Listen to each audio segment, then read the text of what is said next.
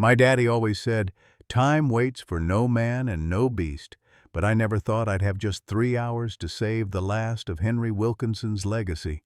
Jake Anderson gripped the steering wheel tighter as his patrol vehicle kicked up dust across the drought-stricken Texas ranchland. The sound had been faint, a weak, desperate bellowing carried on the wind, but his trained ear caught it immediately. "Stop the truck," he commanded, scanning the horizon. That's when he saw it, a massive silver-white Brahman bull, its powerful body wedged inside a rusted irrigation pipe, blood staining its coat where jagged metal cut into flesh. "Dear Lord," whispered Ethan beside him. "Is that—" "Thunderheart," Jake confirmed, his throat tightening as he spotted the Wilkinson brand. In the distance, storm clouds gathered, black and menacing. 3 hours before the storm hits, 2 hours before the pipe floods. One chance to save a dying bull? Leave a like and share your thoughts in the comments, along with the city you're watching from now. Let's continue with the story. Jake eased himself out of the truck, his movements deliberately slow. 15 years as a ranger had taught him to read animals, especially ones in distress. Thunderheart's eyes rolled wildly, showing whites around the edges, a dangerous sign of panic in a bull that size. "Easy approach," Jake instructed Ethan. "No sudden movements." The young ranger nodded, his face betraying a mix of excitement and apprehension. At 26, Ethan Miller was still green, but Jake had to admit the kid had good instincts. They crept forward, boots crunching on sun-baked earth that hadn't seen proper rain in months. The irony wasn't lost on Jake. After a year of devastating drought, the one day they needed dry conditions, a flash flood warning had been issued. "Would you look at that?" Jake murmured as they drew closer. Thunderheart was magnificent even in his misery, nearly 2,000 pounds of pure Brahman muscle, his silver-white coat dulled by dust and streaked with blood. His massive dewlap hung beneath his chin, quivering with each labored breath. One of the most valuable breeding bulls in 3 counties, worth more than most folks' yearly salary. The bull's front legs were wedged deep in the rusted irrigation pipe, likely exposed by erosion after years underground. Each slight movement drove the jagged metal edges deeper into his flesh.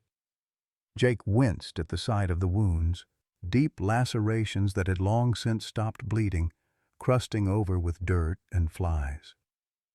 "How long you reckon he's been trapped?" Ethan asked, dropping his voice to a whisper. "Judging by those wounds and his condition, at least 2 days. No water in this heat." Jake shook his head. "It's a miracle he's alive." A low rumble of thunder rolled across the sky. Jake glanced up at the darkening clouds building to the west. The Weather Service had upgraded their advisory just that morning. What was supposed to be a moderate rainfall was now shaping up to be the most significant storm of the season.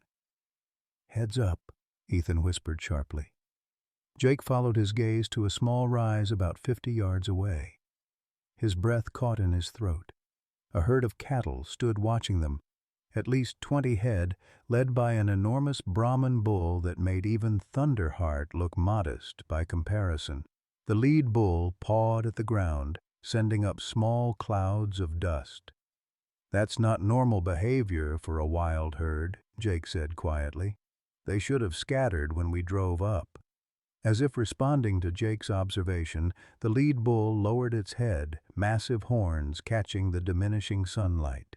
The message was clear. A warning. Jake's radio crackled to life, making him flinch. He grabbed it quickly. "Anderson here." "Jake, it's dispatch. That storm's accelerated. They're saying it'll hit your sector in less than 3 hours. Flash flood warning has been elevated to severe." Jake felt the old injury in his right knee throb as he knelt to better assess Thunderheart's situation, a reminder of his last close encounter with a bull this size. "Copy that," he replied. "Listen, we found Thunderheart. Call the Wilkinson place. Tell them we found him. But we're going to need equipment. And tell them to hurry." He glanced at the gathering storm, then back at the trapped bull. We've got less than 3 hours before all hell breaks loose. Jake had first met Henry Wilkinson 6 months ago, not long after transferring to this stretch of Texas. It had been a routine property check after reports of trespassing. But the moment Jake stepped onto the Wilkinson ranch, he'd felt something familiar. The quiet dignity of a place built by generations of hard work. Henry had been sitting on his front porch, a weathered figure in a rocking chair, his hands gnarled from decades of ranch work, but still strong. At 78, he carried himself with the straight-backed pride of a man who'd never asked for handouts. "Appreciate you coming out, Ranger," Henry had said, standing to shake Jake's hand. His grip was firm despite his age. Not many folks bother with an old man's complaints these days. Jake had expected a quick visit, take the report, offer some advice, and move on. Instead, he'd found himself accepting an offer of iced tea, sitting in the adjacent rocker as Henry Wilkinson shared the story of his land. "4 generations of Wilkinsons have worked this soil," Henry had told him, gesturing to the expanse of ranch land that had once been among the most productive in the county. "My great-grandfather came here with nothing but a mule and a dream in 1889. Even in the grip of the worst drought in 50 years, Jake could see what the place had once been. The large barn needed paint, and the fence lines showed signs of neglect, but the bones of a great ranch remained. Used to run 300 head of cattle," Henry continued, his voice tinged with pride that couldn't quite mask the grief. "Now I'm down to 11, since Thunderheart went missing." Henry had risen then, moving with surprising spryness into the house. He'd returned with a small photo album, leather-bound and well-worn. As Jake flipped through the pages, he saw the history of the Wilkinson family unfold, black-and-white photos giving way to color, each generation standing proudly with their prize bulls. "This ranch isn't just land and cattle," Henry had said, pointing to a recent photo of smiling children on horseback. "It's their heritage, my grandchildren's birthright." The photos told a story of decline, too, each decade showing fewer cattle, less help, more struggle. But in the recent pictures, one animal appeared repeatedly, a magnificent Brahman bull with distinctive markings on his face. "That's Thunderheart," Henry had said, his voice softening. "Raised him from birth. His mother died calving, so I bottle-fed him myself. Slept in the barn for 2 weeks to keep him alive." Jake remembered how Henry's weathered fingers had traced the image almost reverently. "Most valuable breeding bull in the county. His bloodline goes back to the original stock my grandfather imported from India. Geneticists from Texas A&M came out just to study him." 3 months ago, Thunderheart had disappeared during a roundup. Henry had called Jake immediately, certain the bull had been stolen. They'd found tracks suggesting a vehicle had been near the south pasture, but the trail went cold at the highway. "Someone knew what they were taking," Henry had insisted. "Bull like that's worth 40,000 easy." In the weeks that followed, Jake had watched Henry's health decline. The old rancher seemed to shrink, his shoulders hunching forward as though bearing an invisible weight.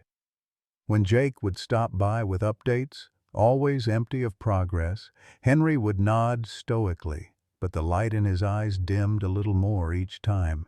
Jake understood the old man's grief more than he let on.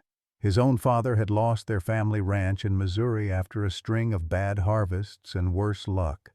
Jake had been away at college then, studying business instead of coming home to help. By the time he realized what was happening, it was too late. The bank had already foreclosed. He remembered his father's words the day they'd walked the property one last time. "Animals know things we don't, son," his father had said, pausing to run a hand along their old barn door. "They remember kindness and cruelty both. That's something folks forget these days, that there's wisdom in creatures we consider dumb." His father had died a year later, a heart attack in a small apartment in town. The doctors called it natural causes, but Jake knew better. His father had died of heartbreak, of being severed from the land that had given his life meaning. Jake had joined the Rangers soon after, finding purpose in protecting the wild places and the people who still lived by the old ways. When he'd encountered Henry Wilkinson, it had felt like a second chance, an opportunity to help someone else hold on to what his own father had lost. "I'll keep looking," Jake had promised Henry during his last visit 2 weeks ago. "A bull like Thunderheart doesn't just disappear." Henry had nodded, but his eyes had drifted to the photos of his grandchildren on the mantel. "I'm not leaving them much compared to what I inherited, but that bull could give them a fresh start." The sound of Ethan clearing his throat brought Jake back to the present. The younger ranger was studying the trapped bull with unusual intensity. "You know a lot about this bull?" Jake asked, watching Ethan's face. Ethan hesitated, then nodded. "More than I've let on." Something in the young man's tone made Jake pause in his assessment of Thunderheart's predicament. "What aren't you telling me, Miller?" Ethan glanced at the darkening sky, then back at Jake. "Henry Wilkinson is my grandfather." The revelation hit Jake like a physical blow. He studied Ethan's face, seeing now the resemblance he'd missed before, the same stubborn set to the jaw, the same clear blue eyes. "You've been looking for this bull for 3 months, and you didn't think to mention that?" Ethan's shoulders sagged. "Grandpa doesn't know I'm working with you. He thinks I'm still in college. After Thunderheart disappeared, I dropped out and joined the Rangers. Figured it was the best way to find him." Jake processed this information, reassessing everything he knew about his young partner. "Does your superior know about this conflict of interest?" "Captain Rogers knows. Said as long as I didn't let it interfere with my duties, he'd keep me on the search." Ethan met Jake's eyes directly. "I haven't been dishonest about anything else." Jake nodded slowly. The kid's dedication made more sense now. The long hours, the meticulous checking of reports, the insistence on following every lead, no matter how slim. "Why the secrecy? Your grandfather would be proud to know you're looking for his bull." Ethan's expression clouded. "Grandpa remortgaged the ranch to pay for my college tuition. Said education was the only future left for a Wilkinson. I couldn't tell him I'd dropped out to chase a bull that might already be dead." The weight of that sacrifice settled between them. Jake understood family obligation all too well, the expectations that could feel like both a burden and a blessing. "Does he know we're out here today?" Ethan shook his head. "I call him every Sunday, pretend I'm still at Texas Tech. He's so proud, tells all his friends his grandson's going to be the first Wilkinson to graduate college."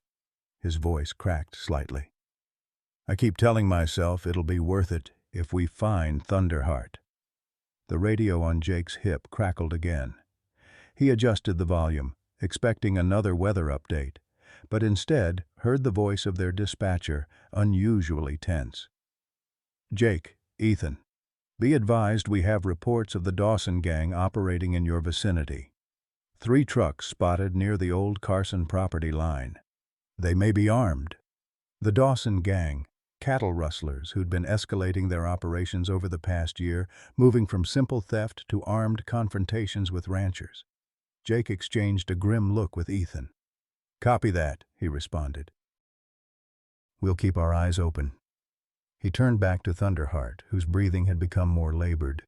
The bull's eyes, though clouded with pain, seemed to watch Jake with an intelligence that reminded him of his father's words. This wasn't just livestock, this was a creature that had known human kindness, that recognized when help was being offered. "Let's get him out of there," Jake said firmly. "Your grandfather's waited long enough for his bull to come home." A low, rumbling bellow from the hill reminded them of their audience. The lead bull and his herd remained, watching with an intensity that seemed almost purposeful. "First," Jake added, eyeing the gathering storm clouds, "we need to figure out why those other bulls are so interested in what we're doing. Jake approached Thunderheart with careful, measured steps. The bull's massive chest heaved with labored breathing, his once gleaming coat now dulled with dust and dried blood. Up close, the injuries looked worse. Deep lacerations where the rusted metal had cut into flesh, flies gathering despite the approaching storm. "Easy, big fella," Jake murmured, keeping his voice low and steady. "We're here to help." Thunderheart's eyes rolled toward him, showing a flash of white. Jake stopped, giving the animal time to register his presence. After a moment, the bull's breathing steadied slightly. "He recognizes a human voice," Jake said over his shoulder to Ethan. "That's good. Means he hasn't gone feral." Ethan approached slowly, carrying a canteen of water and a clean rag. "Should we try to give him some water first?" Jake nodded. "Just go slow. He's in pain and confused." While Ethan prepared to offer water to the bull, Jake examined the irrigation pipe. It was old, probably from the 1960s when the government had subsidized irrigation projects across the region. The years and elements had exposed and degraded it, creating a jagged metal trap that now held Thunderheart prisoner. The bull's front legs were wedged deep in the pipe, which ran underground for at least 20 feet before emerging on the other side of a small rise. Any attempt to pull him out risked severing tendons or worse. "Let's try getting his legs wet first," Jake suggested. "Might create enough lubrication to ease him out." Ethan soaked the rag and gently pressed it against Thunderheart's muzzle. The bull's massive tongue extended, lapping at the moisture. After allowing him to drink, they began wetting his trapped limbs, working carefully around the wounds. "On 3, we'll try to guide him backward," Jake instructed. "Steady pressure, nothing sudden." They positioned themselves on either side of Thunderheart's massive shoulders. Jake counted down and they began applying gentle pressure. The bull snorted, muscles tensing, but his legs remained firmly trapped. After a minute of careful effort, Jake signaled to stop. "It's no use," he said, wiping sweat from his brow despite the cooling air. "He's in too deep, and these edges are like knives."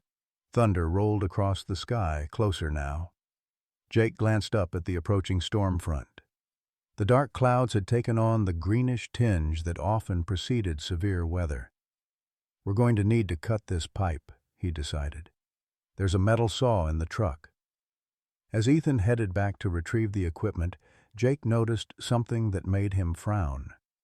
Near where the pipe emerged from the ground, fresh tire tracks cut across the dry earth, too narrow for ranch equipment, too recent to have been there long. He followed the tracks a few yards and discovered something else. Scraps of rope that had been cleanly cut, not worn through or broken. Someone had been here, and recently. When Ethan returned with the metal saw and their emergency kit, Jake pointed out his discovery. "Someone's been here in the last day or so. And look at these ropes. Cut, not broken." Ethan's expression darkened as he examined the evidence. "You think Thunderheart was trapped deliberately?"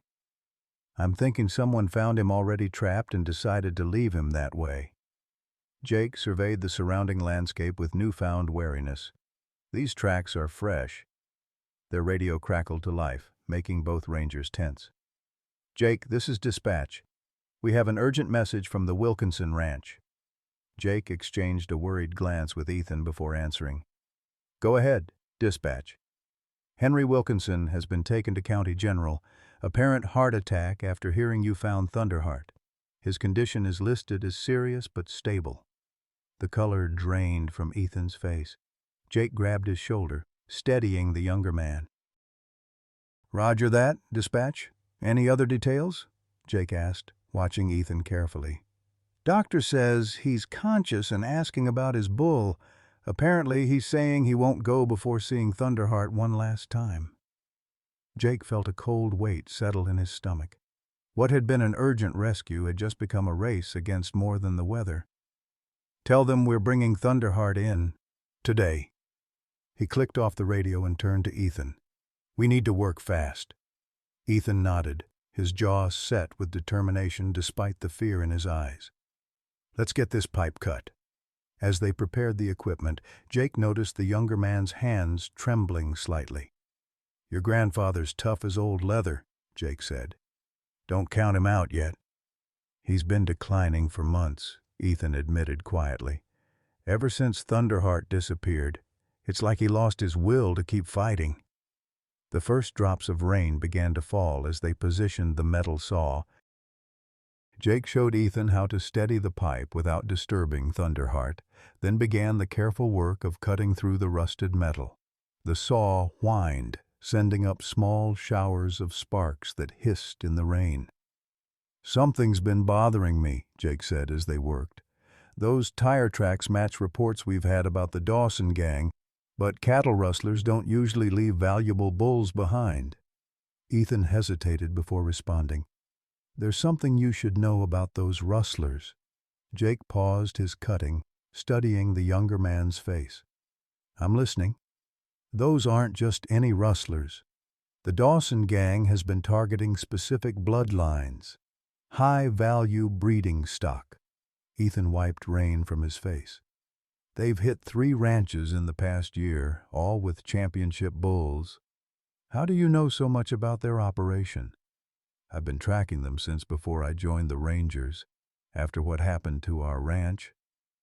Ethan trailed off. "You think they're the ones who took Thunderheart initially?" "I know they are. But what I can't figure out is why they'd leave him trapped like this. A bull this valuable. They should have come back for him." As if in response to their conversation, the herd on the hill shifted. The lead bull, massive and watchful, took several steps forward. Now that it had moved closer, Jake could see it more clearly through the increasing rainfall. Something about its markings seemed oddly familiar. "Ethan," Jake said slowly, "look at that lead bull. Really look at him." Ethan squinted through the rain, then inhaled sharply. "That's impossible." But it wasn't. Even at this distance, the distinctive pattern on the lead bull's face was unmistakable. A mirror image of Thunderheart's own markings. "Thunder's legacy," Ethan whispered. Jake turned to him in surprise. "You know that bull?" Everyone in the family knew about him. Thunderheart's brother from the same breeding. "Grandpa sold him 5 years ago when things first started getting bad, said it nearly killed him to do it, but we needed the money." Jake watched as Thunder's legacy pawed at the ground, still keeping his distance but clearly agitated by their presence, or perhaps by his brother's distress. "Your grandfather told me Thunderheart was his last valuable bull." Ethan shook his head. "He never talks about Thunder's legacy. I think the guilt was too much. That bull was his favorite, even more than Thunderheart. Sold him to some buyers from Oklahoma, or so we thought. And now he's leading a wild herd, watching over his brother." Jake resumed cutting, the implications settling in his mind. "That's not normal behavior for cattle.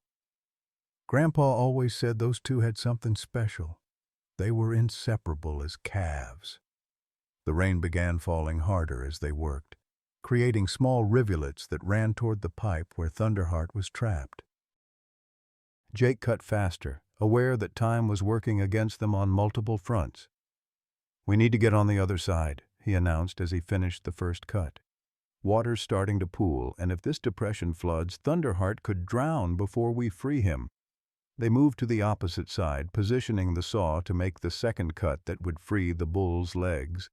Thunder's legacy bellowed from the hillside, a deep, resonant sound that carried even through the increasing storm. To Jake's surprise, Thunderheart responded with a weak bellow of his own. "They're communicating," Ethan said, wonder momentarily replacing worry on his face. "Your grandfather might have been on to something about these bulls being special," Jake agreed. As they began the second cut, Jake noticed headlights in the distance, approaching along the same dirt track that led to their location. He tensed, remembering the dispatcher's warning about the Dawson gang operating in the area. "We've got company," he said, nodding toward the lights. "Could be help from the ranch, could be trouble."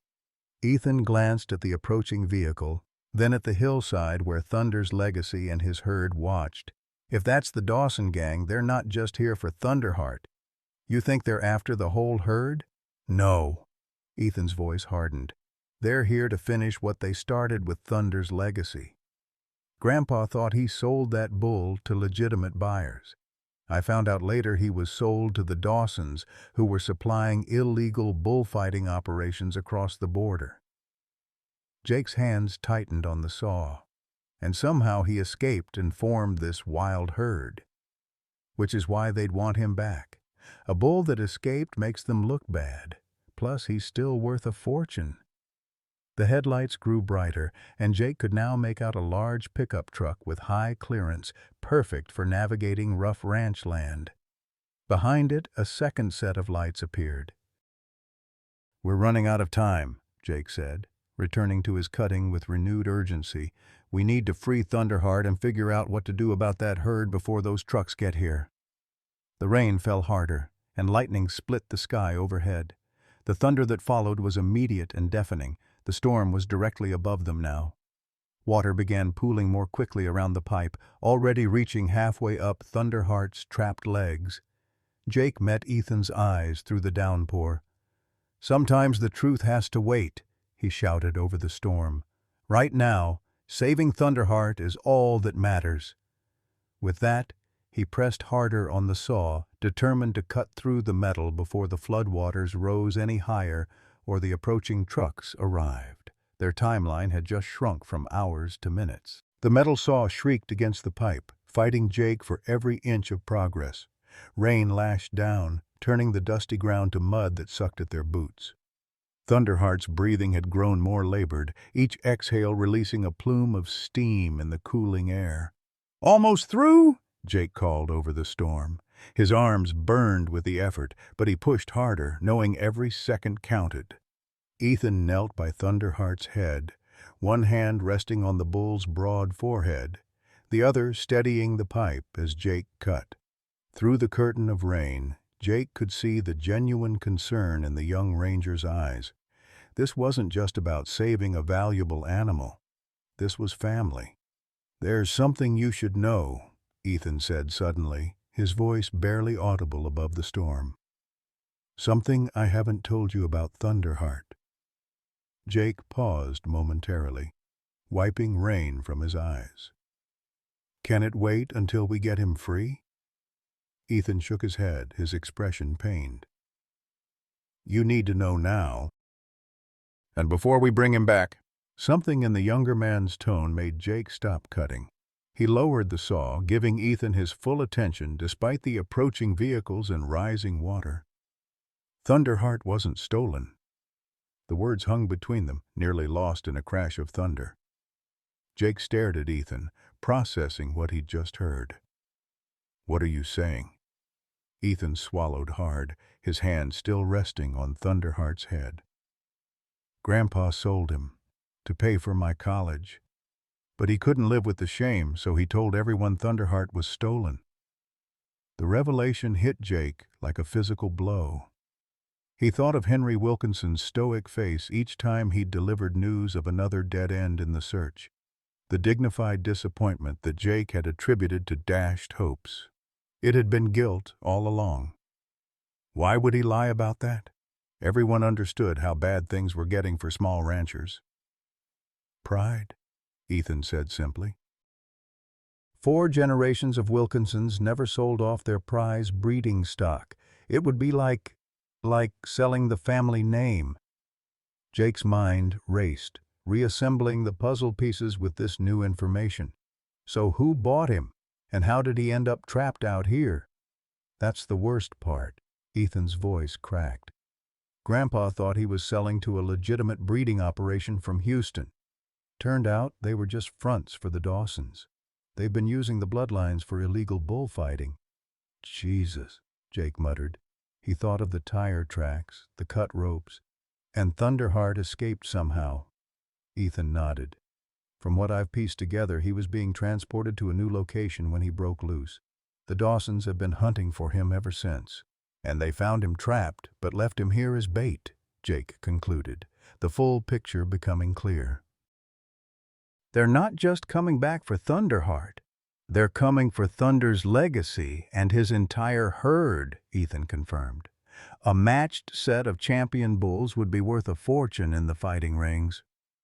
Jake looked toward the hillside where Thunder's legacy stood with his herd, then at the approaching headlights, now less than a mile away. You've been tracking all this while pretending to be a regular ranger? I dropped out of college 3 months ago. If I had stayed, none of this would have happened. Ethan's guilt was written plainly on his face. Grandpa sold his pride and joy to keep me in school, and I threw it away to chase ghosts. The water around the pipe had risen to Thunderheart's knees.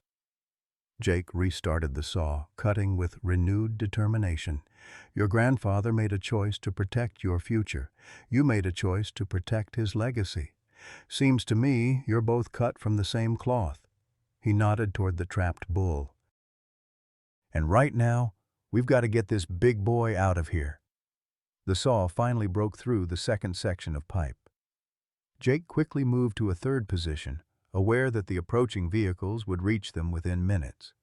So your grandfather doesn't know you dropped out? Doesn't know you've been looking for Thunderheart all this time? No. He thinks I'm finishing my business degree. Every Sunday I call him, make up stories about classes and professors. Ethan's voice was thick with emotion. Now he's in the hospital, possibly dying, and the last thing I did was lie to him. Jake understood the weight of unresolved guilt better than most. He thought of his own father, of all the things left unsaid before he died. When we get Thunderheart back to him, you'll have your chance to make it right. The approaching vehicles were close enough now that Jake could make out their outlines through the rain. 2 heavy-duty pickup trucks with brush guards and extra lighting. The kind of vehicles used by people who did their business away from roads and witnesses. They're almost here, Ethan warned, his hand moving to the service weapon on his hip. Let me finish this cut, Jake replied, bearing down on the saw. Then we'll deal with them. The third cut was nearly complete when Jake noticed something else. The water around the pipe was rising faster than before. What had been a gradual accumulation was quickly becoming a flash flood as runoff from the higher ground funneled into the depression where Thunderheart was trapped. Water's rising too fast, he shouted to Ethan. We need to get him out now. With a final push, the saw broke through the metal.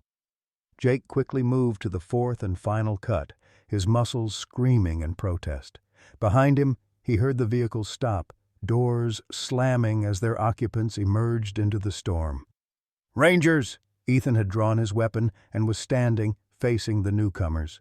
This is official business. Stay back. Jake couldn't spare the attention to look, focusing entirely on the final cut. The water had reached Thunderheart's chest, and the bull was beginning to panic, thrashing weakly against his metal prison. Easy, big boy, Jake murmured, hoping his voice would calm the animal. Almost there. Over the storm, he heard voices shouting, though he couldn't make out the words. Ethan's responses were tense, but controlled. Good kid, Jake thought, keeping his head even with his grandfather in the hospital and armed rustlers approaching. The saw finally broke through the last section of pipe. Jake immediately dropped the tool and moved to Thunderheart's head. Ethan, pipe's cut. Need you here. He heard splashing as Ethan backed toward him, still facing the newcomers, gun drawn. 3 men, Ethan reported tersely. Armed. They're saying they own this bull and we're trespassing. Like hell they do, Jake growled. He positioned himself at Thunderheart's shoulder, preparing to help pull him free. Can you keep them talking while I get him out? They're not here to talk, Jake. That's Dylan Dawson himself. He's recognized me. Jake risked a glance over his shoulder. Through the driving rain, he could see 3 figures approaching cautiously, 2 with rifles held at the ready. The man in front, presumably Dylan Dawson, was pointing at Ethan, his face contorted with anger even through the downpour. "That's Henry Wilkinson's grandson," the man was shouting. "He's been asking questions all over the county." The water continued rising around Thunderheart, now reaching the bull's neck as he lay partially on his side in the deepening pool. There was no more time for caution. "Get back here and help me," Jake ordered. "We're getting this bull out now. Those men take another step closer, you can shoot." Ethan backed up until he was beside Jake, his weapon still trained on the Dawson gang. Together they positioned themselves at Thunderheart's shoulders. "On three," Jake instructed.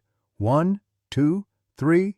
They pushed with everything they had, their boots slipping in the mud. For a terrible moment, nothing happened. Then, with a sound of grinding metal and a desperate bellow, Thunderheart's front legs came free of the pipe. "That's our property," Dylan Dawson shouted, splashing closer. "Stand down, Rangers!" "Stay back," Ethan warned, his voice carrying the authority of his badge despite his youth. Thunderheart struggled to stand, his legs weak from prolonged immobility. Jake supported the bull's massive shoulder, straining against the weight. "Come on, big boy. You can do this."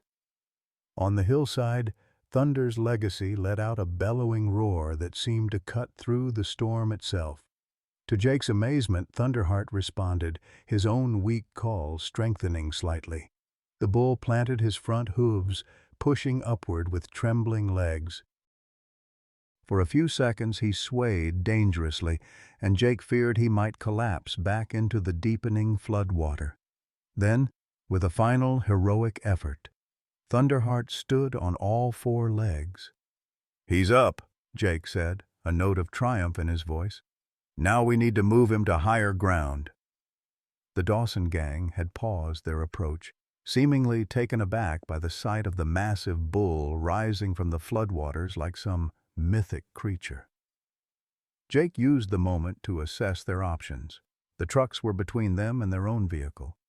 The rising water was cutting off escape in the other directions, except toward the hillside where Thunder's legacy and his herd stood watching. "We need to head for that rise," Jake decided, gesturing toward the herd. "It's our only chance to keep Thunderheart out of the flood." "Are you crazy?" Ethan hissed. "That wild bull will gore us the minute we get close." "I don't think so," Jake replied, watching Thunder's legacy's behavior closely. "Look at him. He's been watching over his brother this whole time." Indeed, the lead bull had moved closer during their struggle, standing at the edge of the higher ground, still bellowing occasionally, as if in encouragement. "What about the Dawsons?" Ethan asked, his gun still trained on the three men. "They want these bulls alive," Jake reasoned. "They're not going to shoot their own merchandise." As if to prove him wrong, Dylan Dawson raised his voice over the storm. "You take that bull, we'll hunt you down. That's $40,000 of my property." "This bull belongs to Henry Wilkinson," Jake called back. "We've got the brand registration to prove it. Walk away now, and we'll forget we saw you." Dawson's laugh was ugly. "Henry Wilkinson sold that bull fair and square. We've got the paperwork. And that other one," he gestured toward Thunder's legacy. "He's ours too. Escaped during transport. Insurance already paid out. Taking him would be theft." Jake felt a surge of disgust. "You were transporting him to illegal bullfights. That voids any legitimate sale." "Prove it," Dawson challenged, taking another step forward. "Now step away from the bull before this gets ugly." The water continued rising around them, now reaching Jake's knees. Thunderheart was standing but barely, his wounds bleeding freely again after the exertion of rising. Jake made his decision. "Ethan, we're taking Thunderheart to higher ground. Now." "What about them?" Ethan asked, nodding toward the Dawsons. "Sometimes the truth has to wait," Jake replied, echoing his earlier words. "Right now, saving Thunderheart is all that matters." With that, he began guiding the weakened bull toward the hillside, one hand on his shoulder, speaking soft words of encouragement. To his relief, Thunderheart began moving, each step slow and painful but determined. Ethan backed along with them, his weapon still covering the Dawsons, who seemed momentarily uncertain how to proceed. The younger ranger's face was a mixture of determination and fear, for his grandfather, for the bulls, for their own safety. "You know what your grandfather told me the first time we met?" Jake asked, keeping his voice calm as they moved. "He said, 'This ranch isn't just land and cattle. It's their heritage.' He was talking about you, Ethan, about your future." Ethan's jaw tightened. Some heritage. A dying ranch and a lifetime of debt. "No," Jake disagreed. "A legacy of never giving up, even when the odds are stacked against you." He nodded toward Thunderheart, still struggling forward despite his injuries. "Just like this old boy here." Behind them, the Dawsons had begun following, keeping their distance but clearly unwilling to let their property escape. The rain continued to pour down, and the water level rose with frightening speed.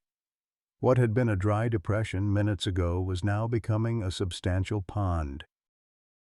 As they neared the hillside, Thunder's Legacy's behavior changed. The massive bull lowered his head, pawing at the ground, universal bovine body language for an imminent charge. "Jake," Ethan warned, his voice tense. "Hold steady," Jake replied, though his own heart was racing. "He's not threatening us. He's warning us about something." He followed the bull's gaze and realized with a chill that Thunder's Legacy wasn't looking at them at all. He was looking past them, at the Dawsons. A shout from behind confirmed his suspicion. "They're surrounding us," came Dylan Dawson's angry voice. Jake risked a glance back and saw that the rest of the herd had circled around during their confrontation, cutting off the Dawsons' retreat to their vehicles. It was behavior completely foreign to normal cattle. Strategic, almost. "My granddad wasn't exaggerating," Ethan whispered in awe. "These bulls really are something special." They had reached the base of the hill now. Thunder's Legacy stood his ground, still bellowing occasionally, his massive frame silhouetted against the stormy sky. The rest of the herd had formed a loose semicircle, effectively separating the Rangers and Thunderheart from the Dawson gang. "What now?" Ethan asked, still covering the rustlers with his weapon. Jake looked at Thunderheart, at the wild herd, at the approaching rustlers, and at the floodwaters rapidly filling the lowland. Time was running out on multiple fronts. "Now," he said with quiet determination, "we get Thunderheart home to your grandfather. Whatever it takes." Thunder's Legacy stood his ground at the top of the rise, massive and imposing against the storm-darkened sky. Water streamed off his silver-white coat as he watched Thunderheart's labored approach. Jake kept one hand on the injured bull's shoulder, guiding him upward, feeling each trembling step. "That's it, old boy," Jake encouraged. "Just a little further." Behind them, the Dawson gang had paused their pursuit, momentarily stymied by the rising floodwaters and the unexpected behavior of the wild herd. Jake used the moment to assess Thunderheart's condition. The bull was moving, but barely. Each step seemed to cost him tremendous effort. Blood from his reopened wounds mixed with rainwater, creating pale red rivulets down his legs. "He's not going to make it much further," Jake said to Ethan, who still kept his weapon trained on the Dawsons. "We need to get him somewhere sheltered, clean those wounds." As they reached the top of the rise, something unexpected happened. Thunder's Legacy, who had been watching their approach with wary intensity, suddenly stepped forward. Jake tensed, ready to push Ethan clear if the wild bull charged. Instead, Thunder's Legacy lowered his massive head and gently bumped his forehead against Thunderheart's. The gesture was so deliberate, so unlike typical bovine behavior, that Jake found himself momentarily speechless. Thunderheart responded with a weak bellow, leaning slightly against his brother as if drawing strength from the contact. "I've never seen anything like that," Ethan whispered. The moment was broken by shouts from below. The Dawsons had found a path through the rising water and were advancing again, their expressions murderous. "We need to move," Jake urged. "Is there any shelter nearby? A barn, an old line shack, anything?" Ethan nodded, rainwater streaming down his face. "There's an old hay barn about half a mile north. Grandpa used it for storage before things got bad." "Can Thunderheart make it that far?" As if in answer, Thunder's legacy bellowed again and began moving northward, the rest of the herd following his lead. Thunderheart, seemingly reinvigorated by his brother's presence, straightened slightly and took a stronger step forward. "I guess that's our answer," Jake said with a hint of amazement. "Let's go." They set off across the ridge, moving as quickly as Thunderheart's condition would allow. The wild herd surrounded them in a loose formation that kept the rangers and the injured bull at its center. Behind them, Jake could hear the Dawsons shouting as they struggled up the muddy hillside. 20 years earlier, on a summer evening much like this one before the storm broke, Henry Wilkinson had stood in his barn watching two bull calves tumble and play in the fresh straw.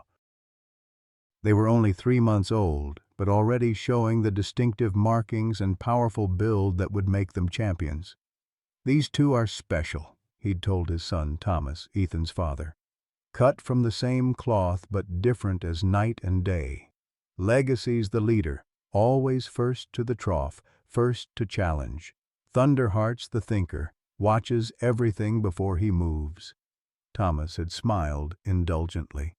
At 35, he'd grown somewhat cynical about the ranching life, having watched his father struggle against decades of rising costs and falling beef prices. "They're just bulls, Dad," he'd said. "Don't get too attached." Henry had shaken his head, watching the calves with knowing eyes. "Some animals have old souls. These two, they understand things. You'll see." As the calves grew, Henry's words proved prophetic. The bulls developed an unusual bond, working together in ways that defied typical behavior. When one of the ranch hands tried to separate them for training, they'd coordinated their movements to break through a corral fence, not in panic, but with what appeared to be deliberate strategy. By the time they reached maturity, Thunder's legacy and Thunderheart had become the pride of the Wilkinson Ranch. Ranchers from 3 states came to view them, and offers poured in for their stud services. For a few golden years, it seemed the Wilkinson fortunes might be reversed. Then came the drought of 19, the worst in living memory. As water holes dried up and grazing land turned to dust, Henry was forced to make impossible choices. The day he sold Thunder's legacy was the darkest of his life. The bull had fought loading into the trailer, bellowing in distress, eyes fixed on his brother in the adjacent paddock. Thunderheart had responded in kind, breaking through 2 fences in an attempt to follow before the ranch hands could contain him. Henry had watched the trailer disappear down the long drive, a piece of his heart going with it. That night, he'd sat alone on his porch, a glass of whiskey untouched beside him, listening to Thunderheart's mournful bellowing echo across the empty pastures. "I'm sorry, old friend," he'd whispered into the darkness. "I had no choice." Jake and Ethan urged Thunderheart forward through the driving rain, the wild herd keeping pace around them. Thunder's legacy had taken the lead, occasionally looking back as if to ensure his brother was following. "Your grandfather," Jake called to Ethan over the storm. "Tell me more about how he raised these bulls." "Together," Ethan replied. "From birth, their mother died calving, so Grandpa bottle-fed them himself. Slept in the barn for weeks." Jake nodded, thinking of his own father's words about animals remembering kindness. "And when was Thunder's legacy sold?" 5 years ago, when the drought first hit bad. Grandpa said it was like cutting off his right arm." The landscape around them was transforming rapidly as the storm intensified. What had been dusty pasture land hours before was now a network of streams and pools as the parched earth, unable to absorb the sudden deluge, channeled water into every depression. The ridge they traveled provided safe passage for now, but Jake could see that their route to the barn would soon be cut off if the rain continued.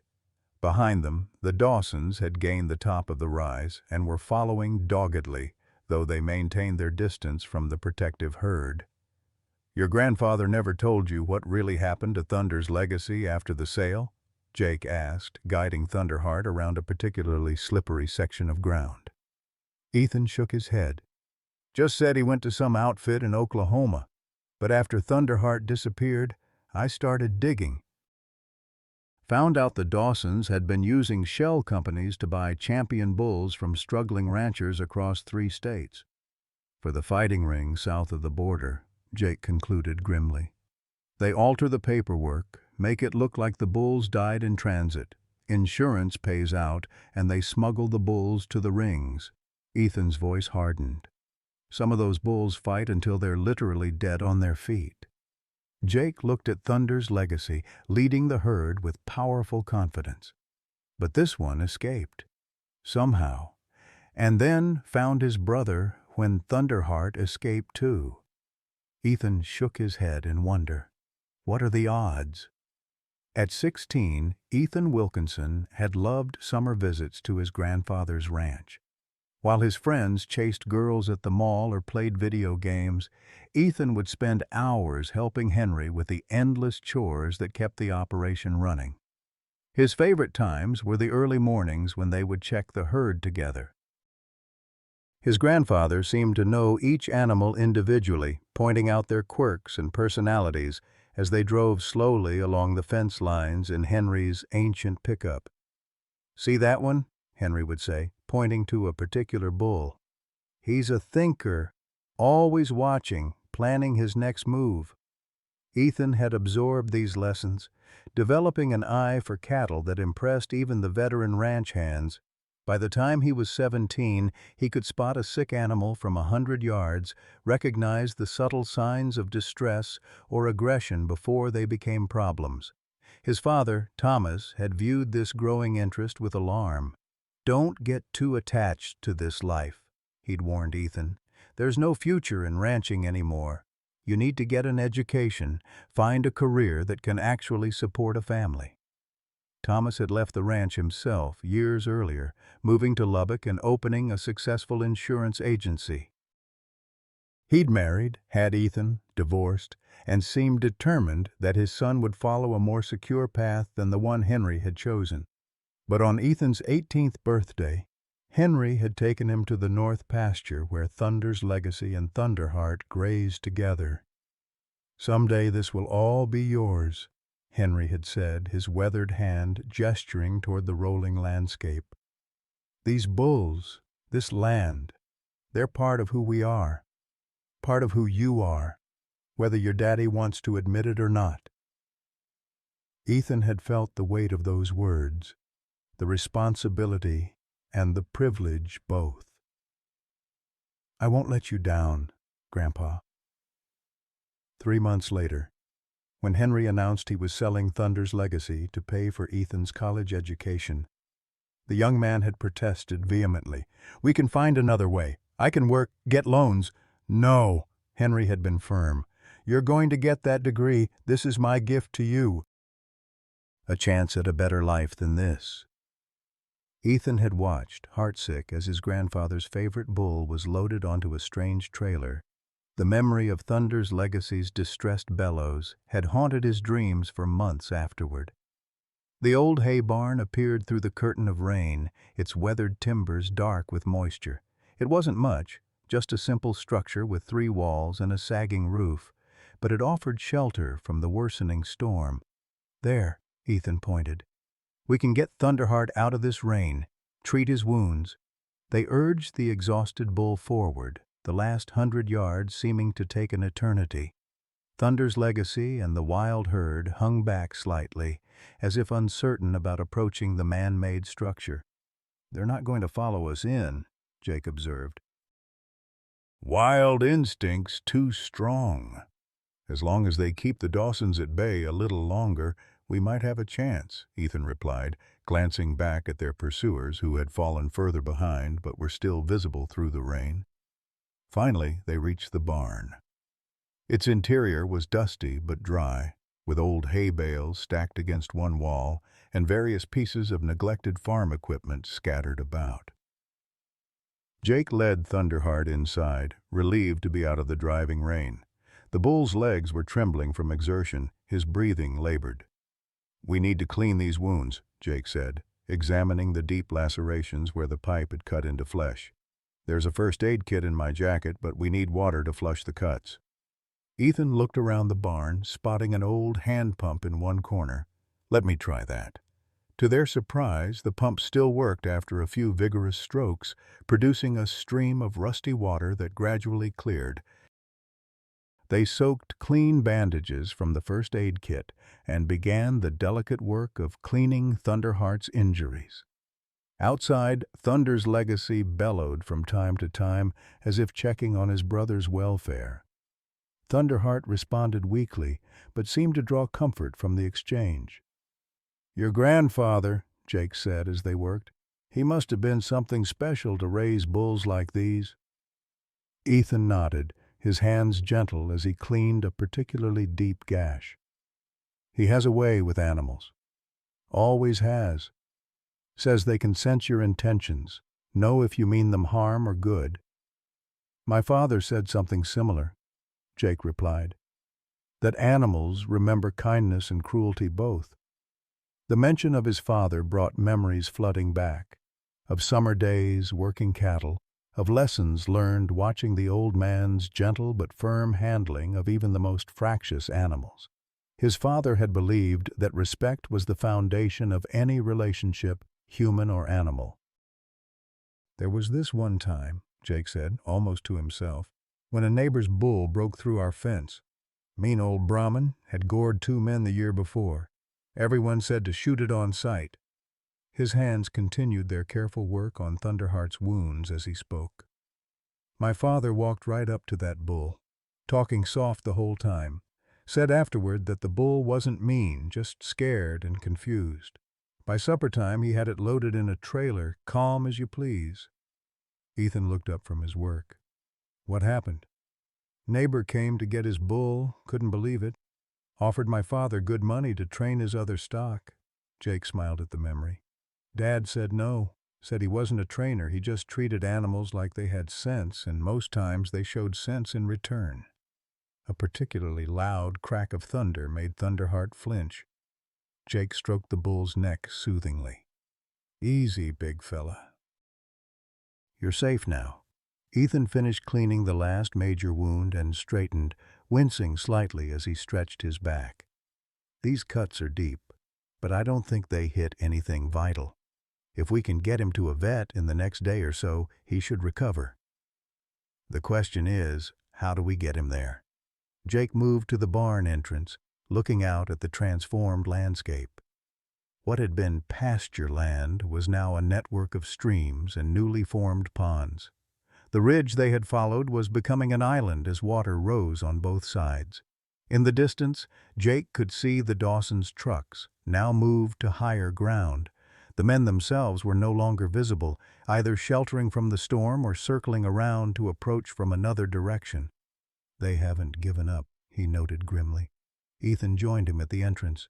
"They won't, not with 2 prize bulls at stake." Jake's radio crackled suddenly, making them both jump.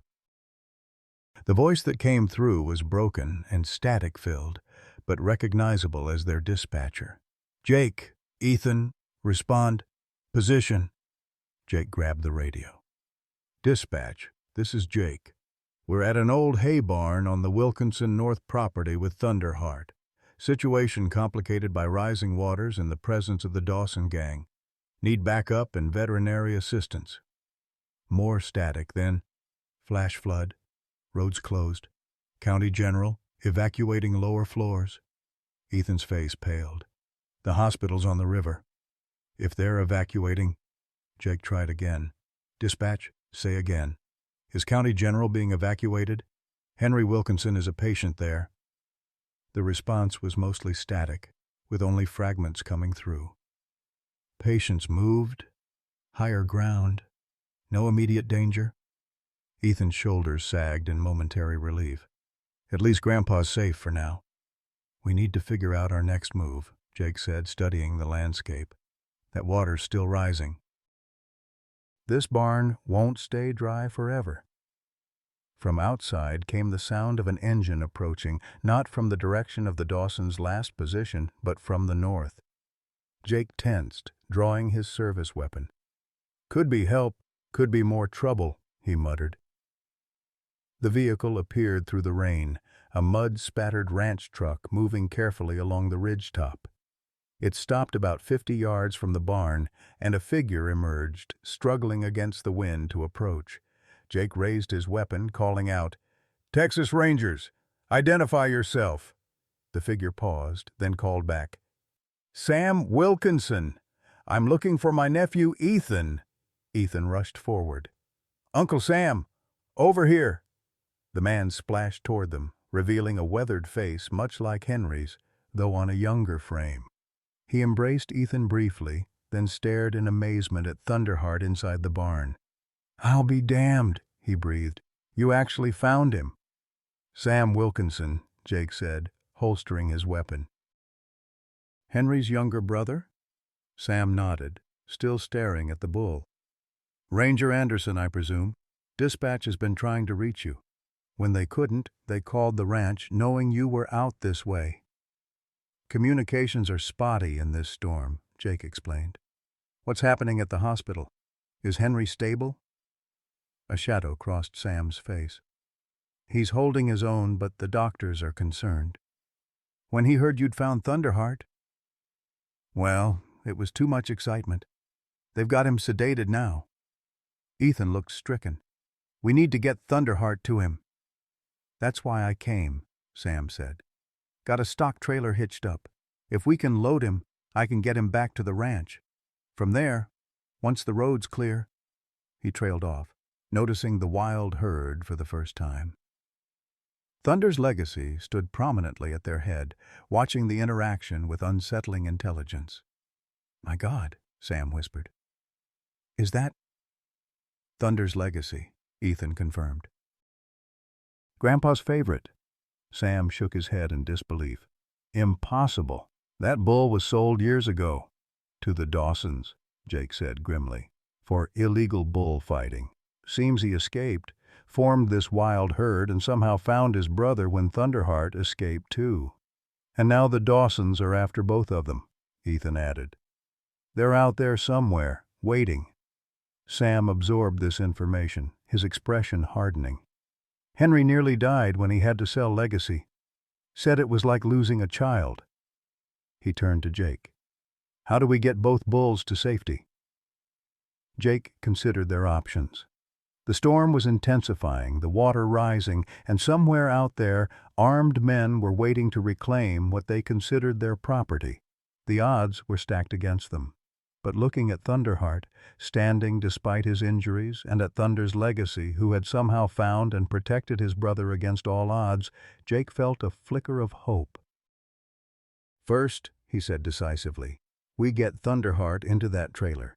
Then we figure out how to bring Legacy home, too." Outside, the wild herd continued their vigilant watch as the storm raged around them. And somewhere in a hospital room, Henry Wilkinson fought his own battle, holding on for the chance to see his beloved bulls one last time. Loading an injured 2,000-pound bull into a stock trailer during a thunderstorm would be challenging under the best circumstances.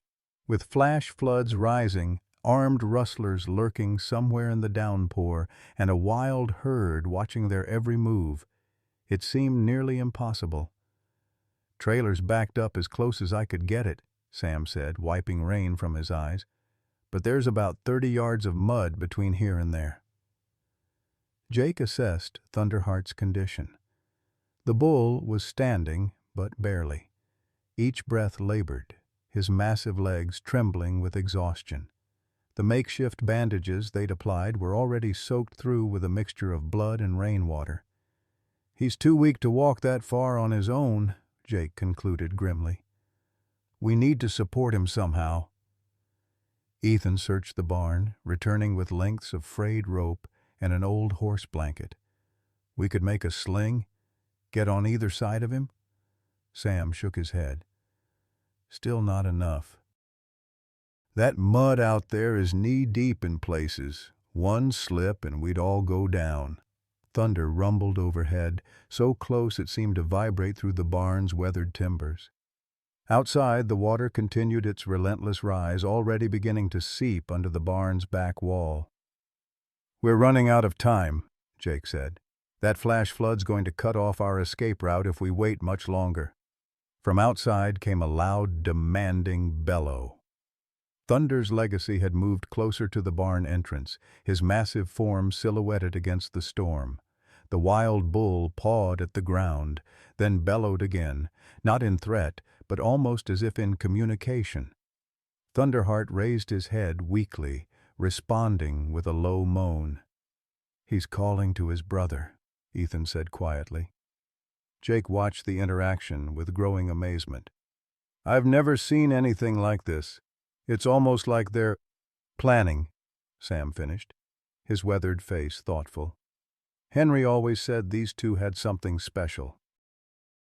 Used to talk to them like they understood every word.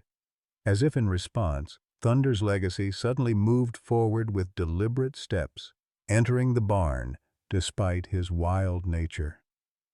The massive bull approached his injured brother, ignoring the humans entirely. Nobody move, Jake cautioned, though the words seemed unnecessary. There was a gravity to the moment that held them all still. Thunder's legacy positioned himself alongside Thunderheart, their shoulders touching. The injured bull seemed to gather strength from the contact, straightening slightly. They're bonding, Sam whispered. Remarkable. But it was more than that.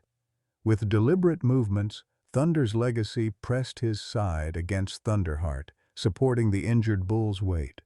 Then he began to nudge his brother toward the barn entrance. My God, Ethan breathed. He's helping him walk. Jake exchanged astonished glances with Sam and Ethan. Let's not question it. If Legacy can help support him to the trailer, we might just have a chance. They followed the bulls cautiously, ready to assist but hesitant to interfere with whatever was happening between the brothers. Outside, the rain continued its assault, but the wild herd had formed a kind of corridor between the barn and the trailer, as if creating a protected pathway. With agonizing slowness, the bulls made their way through the mud, Thunder's legacy bearing much of his brother's weight. The humans flanked them, steadying Thunderheart when he slipped, encouraging him with words that seemed to give him strength. Almost there, big fella, Jake said, one hand on Thunderheart's flank. Just a little further. They had nearly reached the trailer when a shout cut through the storm. That's far enough! 3 figures emerged from behind Sam's truck, rifles raised. The Dawson gang, their faces hard with greed and anger. Dylan Dawson stepped forward, water streaming from his hat brim. Both bulls are coming with us, he called. Stand aside, Rangers. Jake moved protectively in front of the bulls, his hand on his service weapon. These animals belong to the Wilkinson family. You're trespassing on private property and threatening law enforcement officers. Got the paperwork right here, Dawson retorted, patting his jacket pocket. Thunderheart was sold to us legal and proper. As for Legacy, he's been listed as dead for years. Insurance already paid out. Technically, he doesn't exist. Ethan stepped forward, his face flushed with anger despite the chilling rain. You tricked my grandfather, made him think he was selling to a legitimate breeding operation. Business is business, kid. Dawson's smile was cold. Now step aside, or this gets ugly. The standoff was interrupted by an urgent bellow from Thunder's legacy. The massive bull had positioned himself between the humans and Thunderheart, his head lowered threateningly toward the Dawsons. That bull's worth $50,000 alive, one of Dawson's men muttered nervously. Don't do anything stupid, Dylan. Shut up, Dawson snapped. To Jake, he called, "Control that animal or we'll put him down." Jake felt the situation spiraling toward violence. Behind him, Thunderheart was too injured to defend himself. Beside him, Ethan and Sam were unarmed civilians. Against 3 men with rifles, their odds were poor. "Last chance to walk away, Dawson," Jake warned, his voice steady despite the tension coiling in his gut. "You're looking at multiple felony charges already." Dawson's response was cut short by a sound that froze them all, the deep, distinctive bellow of not one bull, but many. The wild herd, which had been keeping its distance, suddenly surged forward around Thunder's legacy, forming a living barrier between the Dawsons and their targets. The rustlers backed up, momentarily startled by the wall of muscle and horn advancing toward them. Jake seized the opportunity. "Now get Thunderheart into the trailer, now!" They rushed to action, opening the trailer gate and guiding the injured bull up the ramp. Thunderheart balked momentarily at the enclosed space, but a gentle nudge from his brother seemed to reassure him. With a final push, they managed to get him fully inside. "Legacy too," Ethan urged. "We can't leave him." But the wild bull had already backed away, returning to his herd as they continued to advance on the Dawsons. The rustlers were retreating toward their own vehicles now, clearly unnerved by the unusual behavior of the cattle. "We need to go," Sam shouted over the storm. "Water's still rising." Jake made a split-second decision. "Get Thunderheart to safety. I'll stay with Ethan and keep an eye on Legacy and the Dawsons." "The hell you will," Sam objected. "If those floods cut through, you'll be stranded." "We'll be fine," Jake insisted. "That herd seems to be keeping the Dawsons busy." "Just get Thunderheart to Henry." Sam hesitated, then nodded grimly. "God be with you both," he said, then climbed into his truck and started the engine. As the truck and trailer pulled away, splashing through deepening water, Jake turned to Ethan. "Now we figure out how to bring Legacy home, too." The Dawsons had retreated to their vehicles but showed no signs of leaving. Through the curtain of rain, Jake could see them conferring, occasionally gesturing toward the wild herd. "They're planning something," Ethan said tensely. "Let's not wait to find out what." Jake surveyed their surroundings. The rising water had transformed the landscape, creating islands of high ground connected by increasingly tenuous paths. "We need to find a way to lead that herd to higher ground, away from the Dawsons." Thunder's Legacy stood watching them, as if waiting for guidance.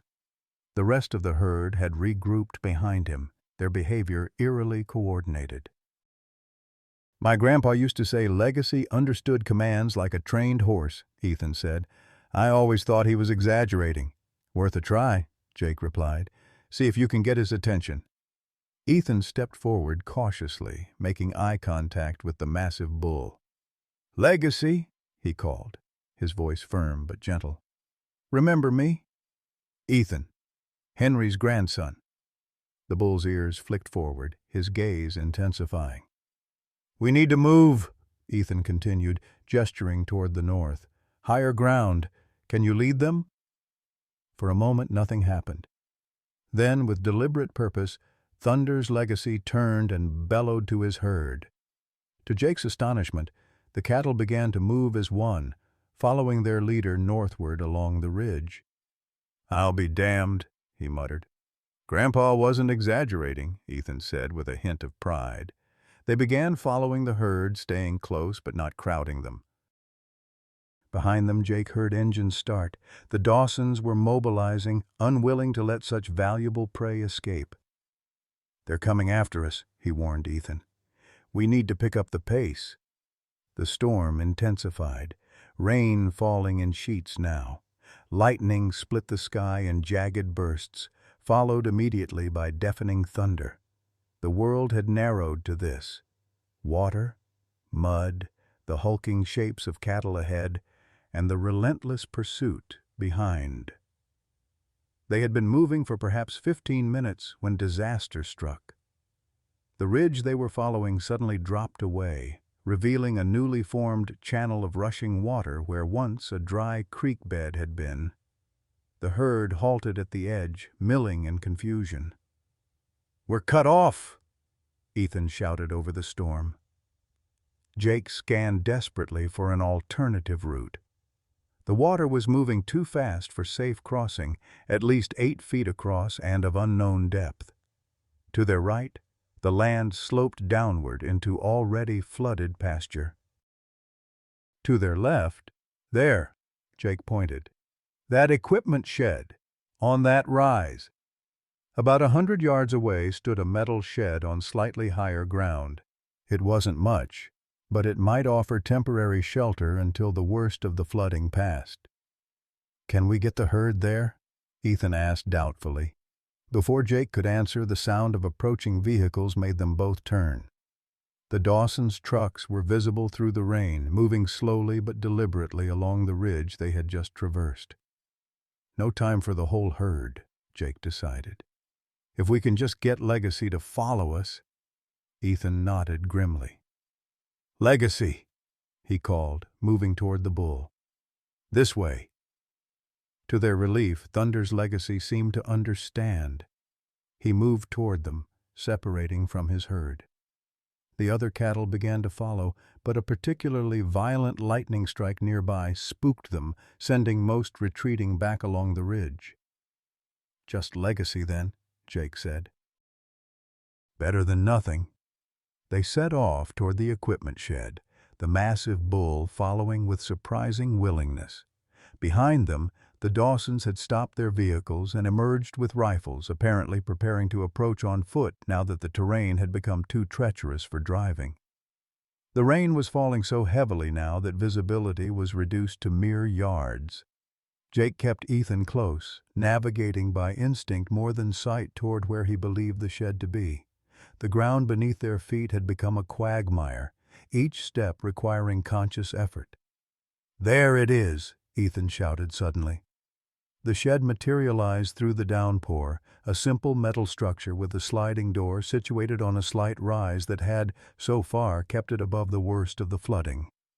They slogged toward it, Thunder's Legacy close behind.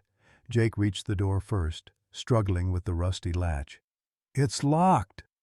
"Move aside," Ethan said, retrieving a length of pipe from the mud nearby. With several powerful blows, he managed to break the lock. The door slid open with a metallic groan. Inside, the shed was dusty but dry, filled with old farm equipment and supplies. Jake turned to usher Thunder's Legacy inside, but hesitated. The opening seemed too narrow for the massive bull. "Can he fit?" Ethan asked anxiously. "We'll make him fit," Jake replied. "Legacy! Come on, boy!"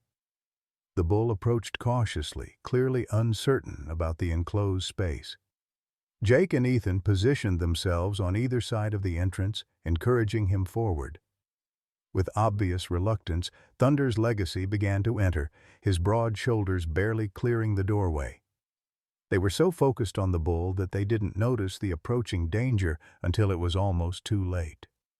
A shout from behind was their only warning before a shot rang out, the bullet striking the metal wall of the shed with a resonant ping. "Get down!" Jake yelled, drawing his weapon and spinning to face the threat. Dylan Dawson stood 30 yards away, rifle raised for another shot. His two companions were spreading out, trying to flank the shed. "Last chance, Ranger," Dawson called through the rain. "That bull is mine." Thunder's Legacy, startled by the gunshot, had backed out of the shed and now stood exposed, his massive form an easy target.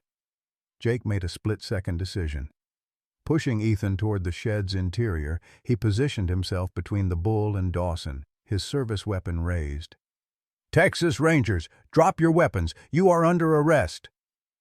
Dawson's response was another shot, this one passing close enough that Jake felt the displacement of air. He returned fire, aiming not to kill but to drive the rustlers back. "Get in the shed!" he shouted to Ethan. "Not without Legacy!" Ethan refused, moving to the bull's side. Jake cursed under his breath, continuing to provide covering fire as Ethan once again tried to coax the bull into the shelter. This time, Thunder's legacy seemed to understand the danger. With surprising quickness for his size, he forced his way through the narrow opening, his massive shoulders scraping the metal frame. "Now you!" Jake called to Ethan, still exchanging fire with the Dawsons. Ethan ducked inside, then reached out to pull Jake in after him. They slammed the door shut just as another bullet struck it, leaving a dent in the metal. "We need to barricade this," Jake panted. Together they pushed a heavy workbench against the door, then added whatever else they could find: old machinery parts, sacks of forgotten feed, rusted tools. Thunder's legacy watched their efforts with surprising calmness, his breathing steady despite the confined space. Outside, they could hear the Dawsons shouting to each other, presumably planning their next move. The shed's metal walls wouldn't stop a determined assault for long. "What now?" Ethan asked, his voice low. Jake checked his ammunition. 4 rounds left. Against 3 armed men, those weren't good odds. "We wait them out," he decided. "This storm's getting worse. Eventually they'll have to retreat or risk getting caught in the flood themselves." As if to punctuate his words, a tremendous crash of thunder shook the shed so loud it seemed directly overhead. Thunder's legacy shifted uneasily in the confined space but made no move to panic. "Some old-timers say cattle can sense when bad weather's coming," Ethan remarked, stroking the bull's broad forehead to calm him. "Maybe that's why the herd was so agitated earlier." Jake moved to a small window on the shed's far wall, wiping away years of grime to peer outside. What he saw made his blood run cold. The equipment shed was now effectively an island in a sea of swirling brown water. The ridge where they had stood minutes ago was completely submerged. "Dawson," he called through the window, "the flood's rising fast. Get to higher ground while you still can." Whether the rustlers heard him or not, Jake couldn't tell. The roar of the storm and the rushing water drowned out any response. "Are they still out there?" Ethan asked tensely. Before Jake could answer, a new sound cut through the storm, the distinctive thwack-thwack of helicopter blades. A powerful searchlight swept across the flooded landscape, briefly illuminating the shed. "Rescue chopper," Jake said, relief flooding through him. "County must have called in emergency services." The helicopter circled once, then hovered above the shed. A voice, amplified by loudspeaker, carried faintly through the storm. "Texas Rangers, this is Air Rescue 1. Can you signal your position?" Jake rushed back to the window, using his flashlight to send a series of short, bright pulses into the night. "They've spotted us," he reported, watching the helicopter adjust its position directly overhead. "They'll drop a rescue basket." Ethan looked at Thunder's legacy, his expression torn. "What about him? We can't just leave him." Jake understood the young man's anguish but faced the brutal reality. A helicopter can't lift a bull that size. Once we're safe, we can send a water rescue team back for him. "He could be dead by then," Ethan protested. "The water's still rising." Looking around the shed, Jake noted that the structure sat on a concrete pad that raised it slightly above the surrounding terrain. For now, they were above the flood, but if the rain continued at this intensity— "One problem at a time," Jake said firmly. "First, we get you to safety. Then we figure out how to save Legacy." A metallic clang on the roof announced the arrival of the rescue basket. Jake moved to the door, preparing to remove their makeshift barricade. "Wait," Ethan said suddenly. "Listen." Through the storm's fury came a new sound, the desperate bellowing of cattle in distress. Thunder's legacy's head snapped up, his ears pivoting toward the sound. His herd, Ethan realized. They must be trapped by the rising water. Jake returned to the window. In the helicopter's powerful searchlight, he could now see the wild herd stranded on what remained of the ridge, water rising around them. Some of the younger animals were already being swept away by the current. Thunder's legacy heard it too. The massive bull began pawing at the ground, his distress evident. Then, with a force that took both men by surprise, he charged the barricaded door, sending their makeshift defenses flying. "Look out!" Jake shouted, pulling Ethan aside as the bull burst through the weakened door into the flood outside. They rushed to the doorway, watching in astonishment as Thunder's legacy plunged into the swirling water, swimming powerfully toward his stranded herd. The helicopter's spotlight followed his progress, illuminating a scene of both tragedy and incredible courage as the bull fought the current to reach his family. "I've never seen anything like it," Ethan whispered. Jake hadn't either. In 15 years as a ranger, he'd witnessed many examples of animal intelligence and loyalty, but nothing that compared to what he was seeing now. Thunder's legacy had reached the stranded herd and was actively guiding the panicked cattle toward higher ground, using his massive body to shield the younger animals from the current. "The Dawsons," Jake suddenly remembered. "Where are they?" His question was answered by the sound of distressed shouting. The helicopter's spotlight swung to reveal one of the rustlers clinging to a partially submerged fence post, the floodwaters threatening to sweep him away at any moment. Of the other two, including Dylan Dawson, there was no sign. The voice from the helicopter called down again, "We're dropping the basket, 2 at a time only. We've called for additional air support for the others." Jake turned to Ethan, his decision made. "You go first. I'll stay and help with the rescue operation." Ethan shook his head stubbornly. "I'm not leaving without legacy. Not again. This isn't the time for—" Jake began, but was interrupted by another shout from above. "Ranger Anderson, we have an urgent message from County General Hospital. Henry Wilkinson's condition has deteriorated. His family is requesting his grandson's immediate presence." The color drained from Ethan's face. For a moment he stood frozen, torn between his loyalty to the bull and his love for his grandfather. "Go," Jake said gently. "Legacy would want you to." Ethan looked once more at the magnificent bull, still working tirelessly to save his herd, then nodded, his expression resolute. "Bring him home, Jake." "Promise me." "I promise," Jake replied, clasping the younger man's shoulder. "Now go. Your grandfather needs you." As Ethan climbed into the rescue basket and was lifted toward the hovering helicopter, Jake turned back to face the flood. Somewhere out there, a remarkable bull was fighting not just for his own survival, but for his entire family. And Jake had made a promise he intended to keep, whatever it took.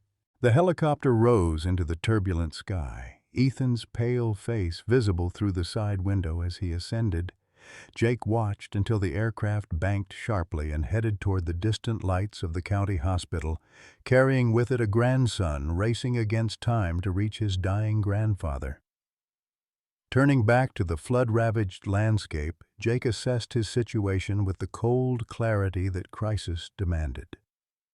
The equipment shed provided temporary shelter, but the water continued to rise, already seeping under the door and across the concrete floor.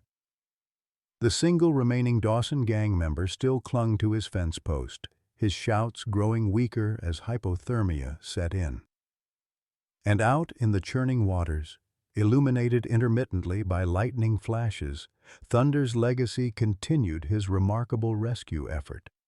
The massive bull had somehow managed to guide most of his herd to a small island of high ground, a hillock that had once been part of the ridge but was now surrounded by floodwater. And Jake's radio crackled to life. Reception improved now that the rescue helicopter had briefly cleared the airspace. "Ranger Anderson, this is dispatch. Do you copy?" "Anderson here," Jake responded, pressing the radio close to his mouth to be heard over the storm. "Air rescue reports you refused evacuation. Please confirm your status and situation."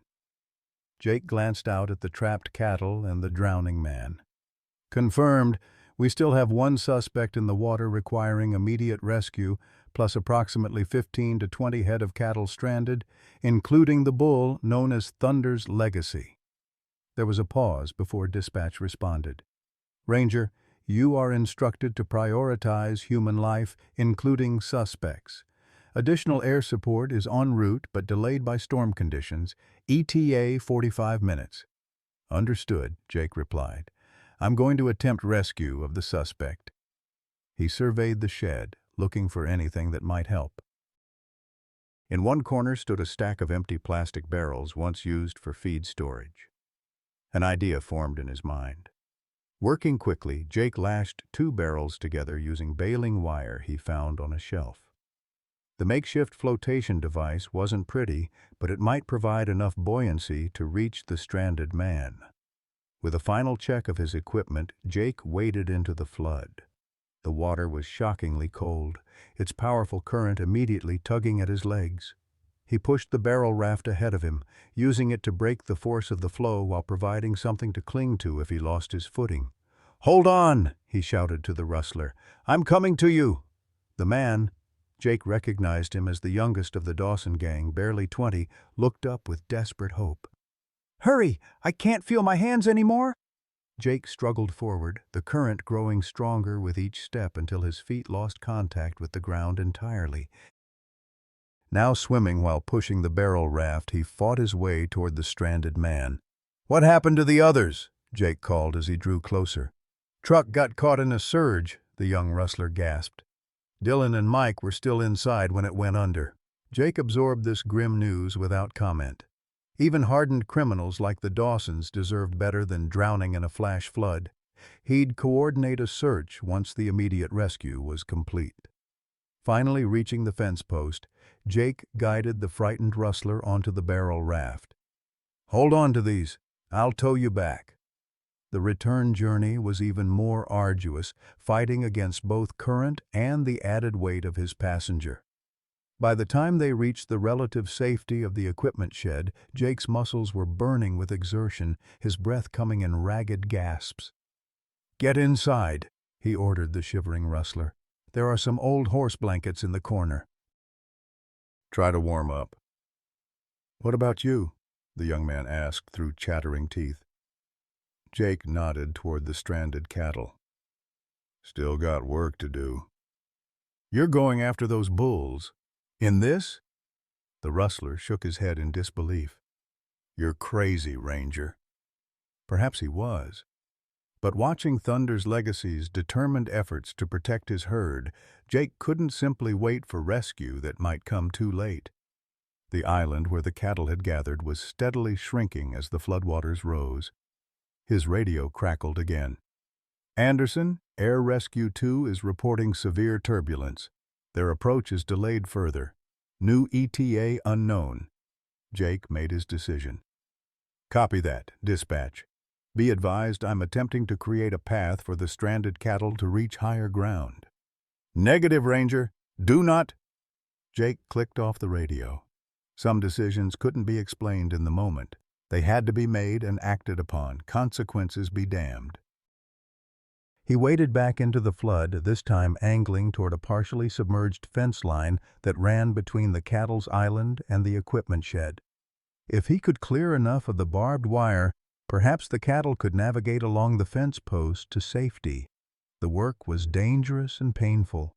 Even with his gloves, the barbed wire cut into his hands as he struggled to unwind it from the posts. The frigid water sapped his strength, and twice he was nearly swept away by sudden surges, but inch by inch, post by post, he cleared a path. From the island, Thunder's Legacy watched his progress, as if understanding exactly what Jake was attempting. When the last section of wire came free, Jake raised his arm, signaling to the bull, "Come on, Legacy, bring them across."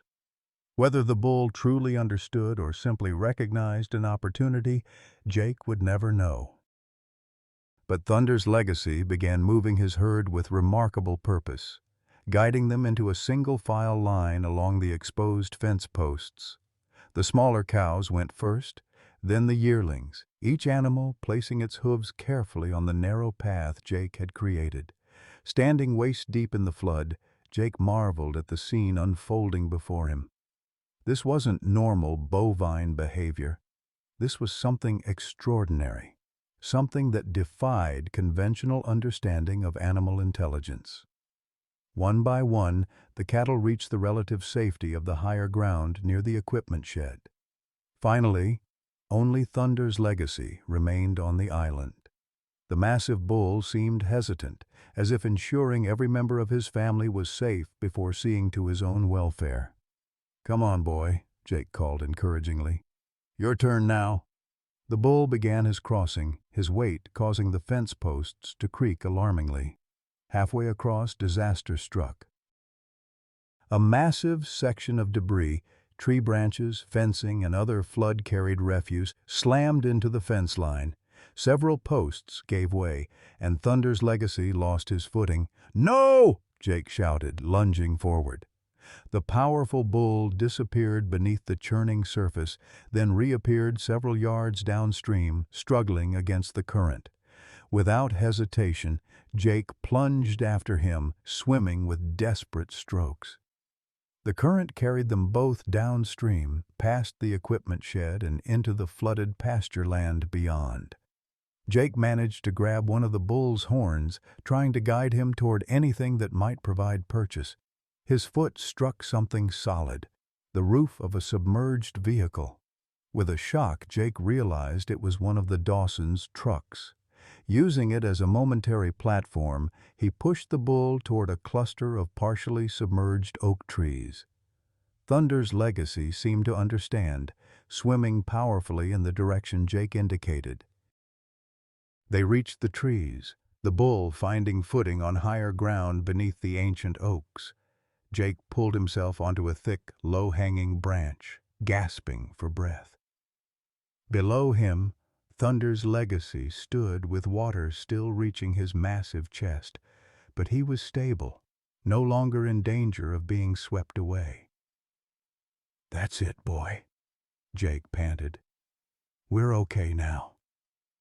The rain had finally begun to slacken, the worst of the storm moving eastward. In the strange half-light of approaching dawn, Jake could see the extent of the flooding. What had been ranch land was now a vast, muddy lake, dotted with islands of higher ground where structures or trees stood. His radio, miraculously still functioning, crackled to life. "Ranger Anderson, this is Air Rescue 2. We have your position. Preparing for extraction." Jake acknowledged the transmission, then turned his attention back to Thunder's legacy. The bull was watching him with those intelligent eyes, seemingly as exhausted as Jake himself. "Your brother's safe," Jake told him, not feeling foolish for speaking to the animal as if he could understand. After what he'd witnessed tonight, Jake wasn't sure where the boundaries of understanding truly lay anymore. "Thunderheart's on his way back to Henry. Now we just need to get you home, too." The helicopter appeared on the horizon, its searchlight sweeping the flooded landscape. Jake activated his emergency beacon, guiding the aircraft to their position. As the helicopter hovered overhead, a rescue technician was lowered on a cable. The young woman, encased in safety gear, looked with astonishment at Jake and the massive bull sharing their island of refuge. "Just one for extraction?" she shouted over the rotor noise, pointing at Thunder's legacy. Jake shook his head. "He stays with me. We're finding our own way home once the water recedes." The technician looked dubious but didn't argue. "The Dawson survivor has been evacuated to County General. He's told us some pretty wild stories about you and this bull." "Probably all true," Jake replied with a tired smile. "There's something else you should know," she said, her expression turning serious. "Henry Wilkinson passed away 30 minutes ago. His grandson was with him at the end." The news hit Jake like a physical blow. After everything they'd been through to save Thunderheart, to bring him home to Henry, they'd been too late. "His grandson," Jake asked urgently. "How's Ethan taking it?" "That's just it," the technician said. "The hospital staff said the old man seemed at peace. His last words were about his bulls coming home." Jake looked at Thunder's legacy, seeing the magnificent animal with new eyes. Had Henry somehow known they'd found not just Thunderheart, but legacy too? It seemed impossible, yet after the events of the night, Jake was beginning to believe that some connections transcended ordinary understanding. "We need to get this bull back to the Wilkinson Ranch," he told the technician, "as soon as possible. With these flood conditions, that could be days." Jake shook his head. "We'll find a way. I made a promise." The technician offered Jake evacuation once more, but he declined. Something told him that staying with Thunder's legacy was where he needed to be right now. She left him with emergency supplies, water, food, a thermal blanket, and a more powerful radio, before being winched back to the helicopter. As the aircraft disappeared into the lightening sky, Jake settled onto his branch, studying the bull below him. Thunder's legacy returned his gaze with that same uncanny intelligence. "Henry's gone," Jake said softly, "but we're going to get you home to Ethan. That's a promise." The bull's ears flicked forward at the mention of Ethan's name, as if in recognition. Hours passed as they waited for the floodwaters to recede. Jake dozed occasionally, exhaustion overcoming even the discomfort of his perch. Each time he woke, Thunder's legacy remained below, patient and watchful. By mid-afternoon, the water had dropped significantly. Jake's radio came to life with updates from rescue teams working throughout the county. The death toll was mercifully low, 3 confirmed, including Dylan Dawson and his associate. Dozens of structures damaged or destroyed, hundreds of livestock lost. "Ranger Anderson," came a familiar voice over the radio. "This is Sam Wilkinson. Do you copy?" Jake grabbed the radio. "I copy, Sam. How's Ethan?" "Holding up," Sam replied, his voice thick with emotion. "Henry passed this morning." "I heard. I'm sorry." "He went peaceful. Said he could feel his bulls coming home." There was a pause. "Thunderheart's here at the ranch. We got him to a vet. He's going to make it." "That's good news," Jake said. "And I've got more. I'm with Thunder's legacy right now." "He's safe." The silence that followed was profound. When Sam's voice returned, it was choked with disbelief. "Legacy? You found legacy too?" "More like he found us," Jake replied. "He saved his entire herd, Sam. I've never seen anything like it." Another voice broke in, Ethan's, sounding exhausted but determined. "Jake, you really have legacy?" "I really do," Jake confirmed. "And I'm bringing him home. Henry's bulls are coming back to the Wilkinson Ranch where they belong." "The roads are still flooded," Sam cautioned. "Could be days before you can move him." Jake looked at Thunder's legacy, at the receding floodwaters, at the landscape slowly re-emerging from beneath the muddy deluge. An idea was forming in his mind, crazy perhaps, but no crazier than anything else that had happened in the past 24 hours.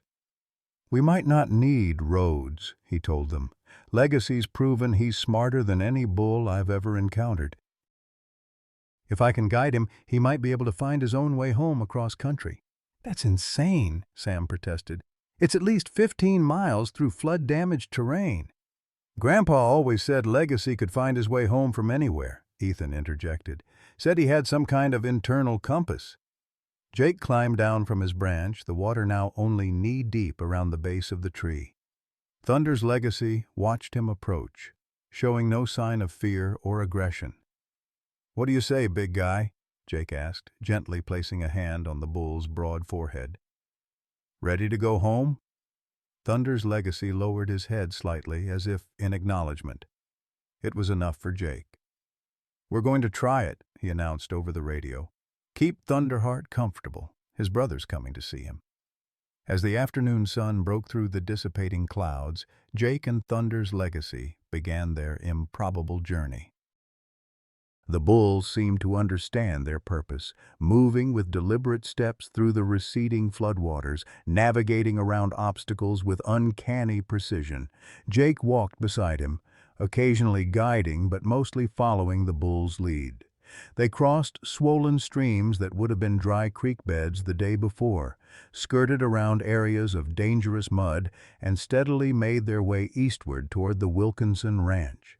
At one point, they encountered a group of stranded cattle, not from Legacy's herd, but ordinary ranch stock caught in the flood. To Jake's amazement, the bull immediately took charge, guiding the frightened animals to higher ground with the same purposeful leadership he'd shown with his own family. "You really are something special," Jake told him when they resumed their journey. As evening approached, Jake's radio crackled with an urgent message from Ethan. "Jake, we just got word from the sheriff's department. The remaining Dawson gang members are looking for you and Legacy. They're claiming the bull is still legally theirs." Jake considered this complication. "How far are we from the ranch now?" "Maybe 8 miles, but there's a problem. The most direct route takes you across Dawson land." Jake looked at Thunder's Legacy, remembering the bull's extraordinary behavior during the flood. An idea formed in his mind. "What if we didn't take the direct route?" he suggested. "What if we came in through the north pasture where Henry used to graze the herd years ago?" There was a pause before Ethan responded. "That's rough country, especially after a flood, but it would avoid the Dawsons entirely." "I think Legacy can handle it," Jake said, watching the bull's attentive expression. "In fact, I think he might know exactly where we're going." As darkness fell, Jake and Thunder's Legacy changed course, heading northeast toward the rugged country that formed the original boundaries of the Wilkinson Ranch. Jake had only his instincts and the stars to guide him, but the bull moved with surprising confidence, as if following a path only he could see. They traveled through the night, stopping occasionally for Jake to rest. The bull remained patient during these breaks, staying close as if understanding that they were in this journey together. Dawn was breaking when Jake received another call from Ethan. "Jake, where are you? The Dawsons have convinced the sheriff to issue a property claim. They're on their way to the ranch right now." Jake looked around, trying to get his bearings in the growing light. They had entered wooded country, following what seemed to be an old cattle trail. Through the trees ahead, he could see open pasture land. "I think we're close," he told Ethan. "Is that the north ridge I'm seeing? If you can see a lightning-struck oak at the top, that's it. You're on Wilkinson land."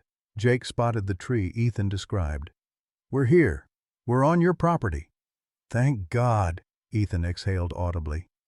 "Get to the old barn as fast as you can. We've got Thunderheart there, and we've barricaded the approach road.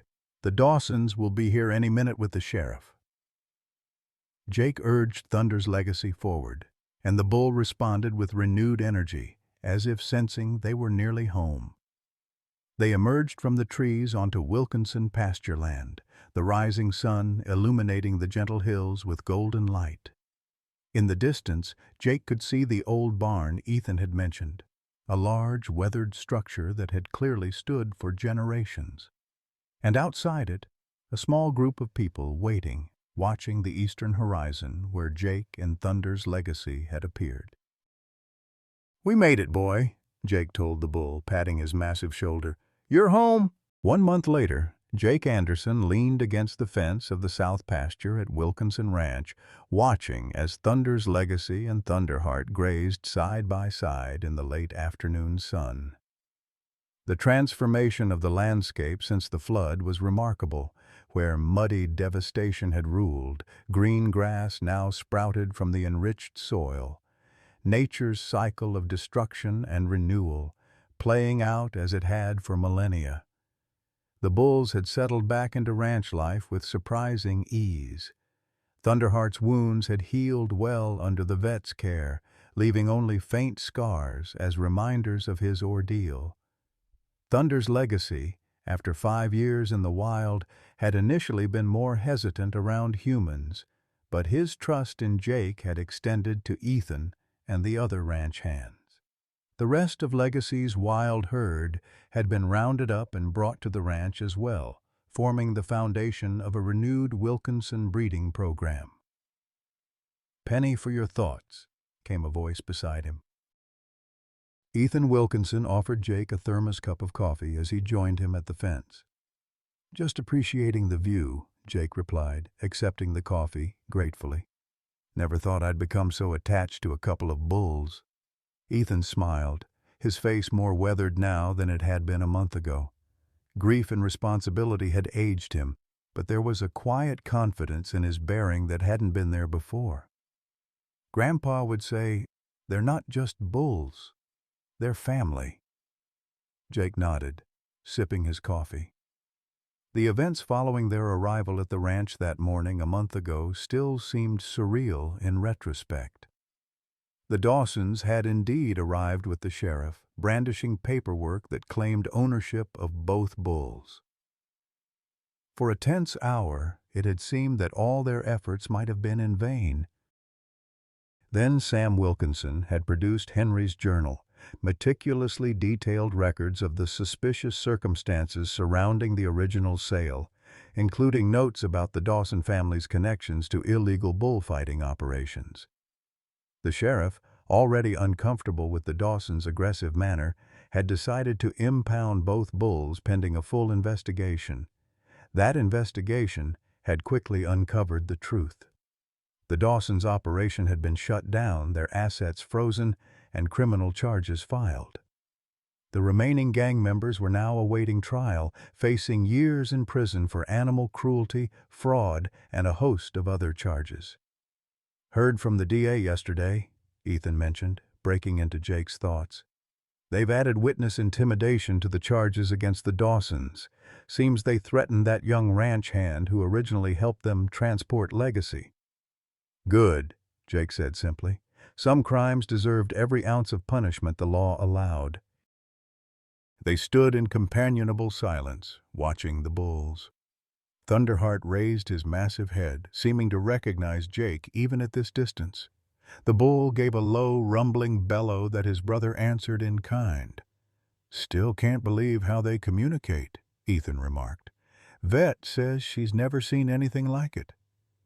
Indeed, the behavior of the two bulls had attracted attention from veterinarians and animal behaviorists across the state. Their ability to coordinate actions, their apparent communication, and, most remarkably, Thunder's Legacy's leadership of his wild herd during the flood, all defied conventional understanding of bovine intelligence. "Your grandfather knew," Jake said. "He always said they were special." Ethan nodded, his expression softening at the mention of Henry. "I've been reading his journals.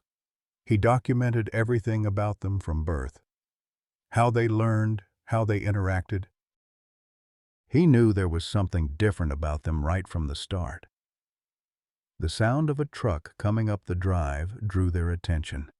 Sam Wilkinson's weathered pickup pulled to a stop nearby, and the older man climbed out, a bundle of papers in his hand. "Mail's here," he called as he approached, "including something official-looking for Jake." Jake accepted the envelope, noting the Texas Rangers insignia in the corner. He'd been on administrative leave since the flood, recovering from his injuries and helping the Wilkinsons restore the ranch. "Probably my new assignment," he said, tucking the envelope into his pocket unopened. "I'll look at it later." Sam and Ethan exchanged glances but didn't press him. They'd all grown close in the past month, working side by side to rebuild fences, repair flood damage, and care for the recovered bulls. Jake had found an unexpected peace here, away from the daily pressures of his ranger duties. "Also got the final paperwork from the court," Sam added, holding up another document. "Both bulls are officially recognized as Wilkinson property again. The Dawsons' claim has been permanently invalidated." Ethan's face broke into a rare, full smile. "That's the best news we've had all week." "Calls for a celebration," Sam declared. "I've got steaks thawing for dinner, nothing but the best for our resident hero." He clapped Jake on the shoulder before heading back toward the ranch house. As Sam walked away, Ethan turned to Jake, his expression growing serious. "You know you don't have to leave, right?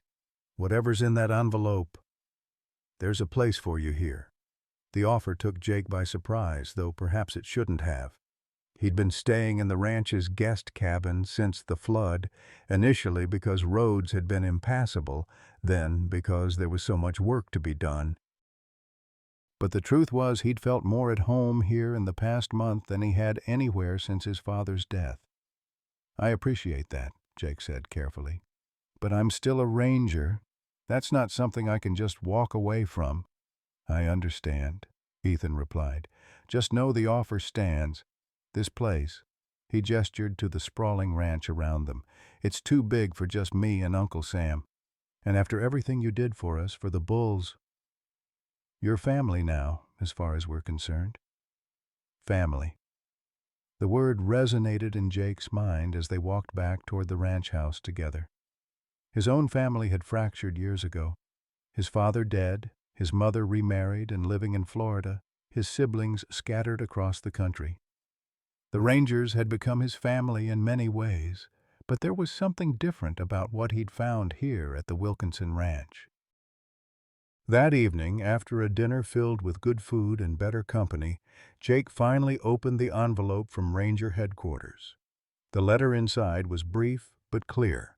He was being offered a new position as supervisor of the Rural Crimes Unit for a 5-county area, including the county where Wilkinson Ranch was located. The position came with a promotion and the freedom to base his operations wherever was most effective for covering his territory. He read the letter twice, then folded it carefully and placed it on the small desk in his cabin. Through the window, he could see the barn where Thunderheart and Thunder's legacy now resided, illuminated by the ranch's security lights. The bulls had been given adjoining stalls, their shared wall featuring a gap wide enough for them to touch noses. Ethan's idea, understanding their need to maintain contact. Jake stepped outside, drawn by the peaceful evening.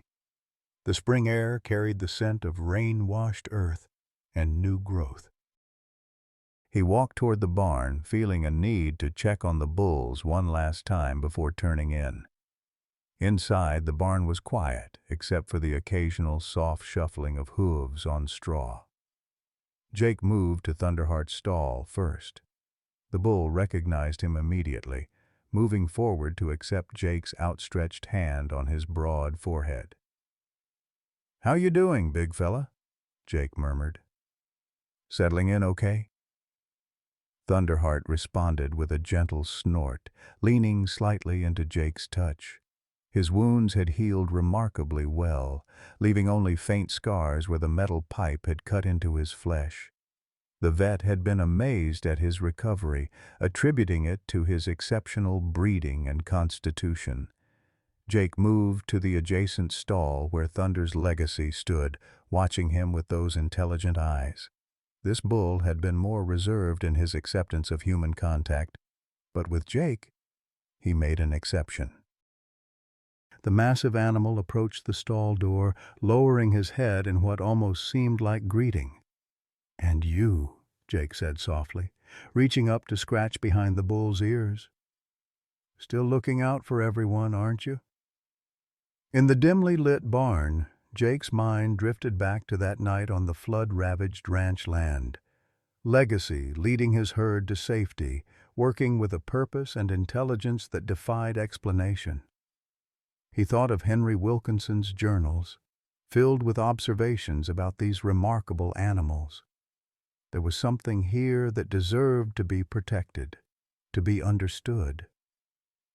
"My daddy used to say that animals know things we don't," Jake told the bull, echoing his father's words from long ago.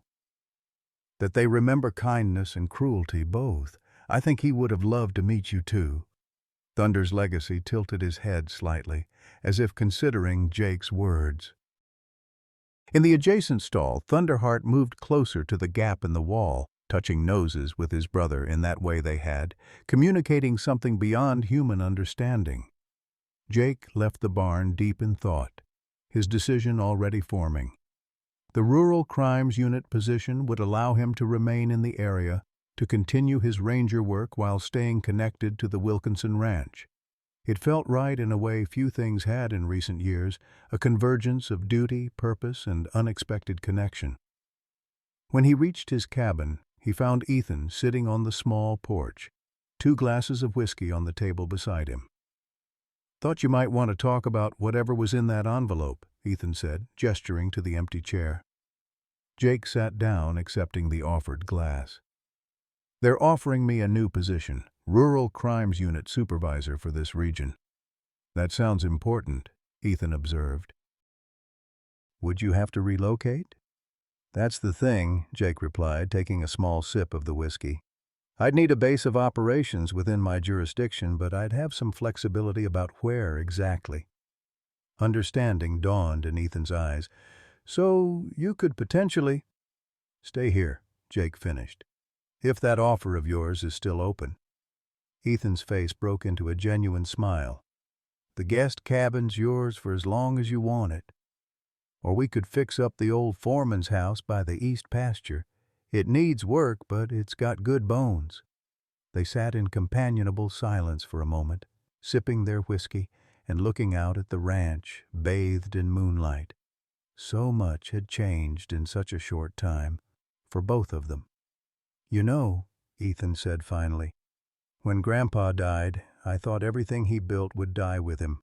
The ranch, the breeding program, our family's whole legacy. It all seemed finished." Jake nodded, understanding the weight Ethan had carried. "And now?" "Now I'm starting to see what Grandpa always saw, potential. Those bulls aren't just valuable breeding stock. They represent something special, something worth preserving." Ethan turned to Jake, his expression earnest. "And having you here with your ranger experience and your way with the bulls, it makes me believe we can actually rebuild something meaningful." The next morning, Jake rose early and called his superior officer, accepting the new position. By midday, the news had spread throughout the ranch. Sam had immediately begun drawing up plans to renovate the old foreman's house, while Ethan started talking about expanding the security systems to better protect their valuable bulls. Late that afternoon, Jake found himself once again standing at the fence of the south pasture. Thunderheart and Thunder's Legacy grazed peacefully nearby, occasionally raising their heads to check on each other's location. The rest of Legacy's herd, now officially part of the Wilkinson stock, spread across the green pasture, a living testament to renewal and second chances. He heard footsteps behind him and turned to see Ethan approaching, carrying an old photograph in a simple wooden frame. "Found this while cleaning out Grandpa's desk," Ethan said, handing the frame to Jake. "Thought you might appreciate it." The photograph showed a much younger Henry Wilkinson kneeling between 2 bull calves, clearly Thunderheart and Thunder's Legacy as youngsters. Henry's face beamed with pride, his hands resting gently on each calf's head. Written across the bottom in faded ink were the words, "The future of Wilkinson Ranch. May they always find their way home." "He knew," Jake said softly, tracing the image with his finger. "Even then, he knew they were special." Ethan nodded. "Grandpa used to tell me something I didn't understand until now. He'd say, 'Home ain't just where you hang your hat. It's where something recognizes your soul when you return.'" Jake looked up, struck by the familiar phrasing. "My father used to say almost the same thing." "Maybe they were both right," Ethan suggested, looking out at the bulls. "Maybe that's what Legacy felt when he found his brother after all those years apart. Recognition at the deepest level." As the sun began to set, casting long golden rays across the pasture, Thunder's Legacy and Thunderheart moved to a small hill overlooking the ranch. Standing side by side, their powerful silhouettes were outlined against the reddening sky, 2 brothers, reunited, finally home where they belonged. Jake felt something settle within him, a sense of rightness that had eluded him for years. His father had been correct all along. Home wasn't just a place. It was a recognition, a belonging that transcended simple ownership or residence. And somehow, against all odds, he had found it here, through the remarkable journey of 2 extraordinary bulls and the family that had never stopped believing in them. "Welcome home, Ranger Anderson," Ethan said quietly beside him. Jake smiled, his gaze still on the bulls silhouetted against the sunset. "It's good to be home." In Ranger's race to save a dying bull, we witness a powerful reminder that it's never too late for reunion, redemption, and finding your true home. Jake Anderson and the Wilkinson family show us that even in our later years, we can forge new connections and discover where we truly belong. Like Thunder's legacy and Thunderheart, many of us have experienced separation from what matters most: family, purpose, or a sense of belonging. Yet their journey reminds us that the bonds that truly matter can withstand years of separation and still guide us home. Henry Wilkinson's wisdom rings true for all of us. Home ain't just where you hang your hat. It's where something recognizes your soul when you return. Whether you're rebuilding after loss, reconnecting with loved ones, or finding new purpose, this story reminds us that our legacy isn't measured in possessions, but in the lives we touch and the connections we nurture. Have you experienced a meaningful reunion in your life that changed everything? Or like Jake, have you found home in an unexpected place? Share your story in the comments below. Your journey might be exactly what someone else needs to hear today.